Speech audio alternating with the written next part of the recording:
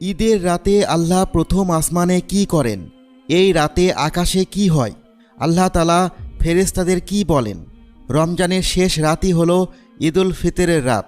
এই রাতে মহান আল্লাহ তাঁর অসংখ্য বান্দার প্রতি ক্ষমার ঘোষণা করেন। যারা রমজানের 30টি রোজা রেখেছেন তাদের জন্য এই রাতে আল্লাহর জান্নাত ওয়াজিব হয়ে যায়। ঈদের রাতে কৃত দোয়া ফিরিয়ে দেওয়া হয় না।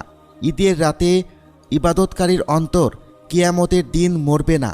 হজরত আবু উমামা বাহেলি রাদিয়াল্লাহু তাআলা আনহু বর্ণনা করেন, নবী করিম সাল্লাল্লাহু আলাইহি ওয়াসাল্লাম বলেন, যে ব্যক্তি 2 ঈদের রাতে আল্লাহর কাছে সওয়াব প্রাপ্তির নিয়তে ইবাদত করবে তার হৃদয় সেদিনও জীবিত থাকবে যেদিন সকল হৃদয়ের মৃত্যু ঘটবে।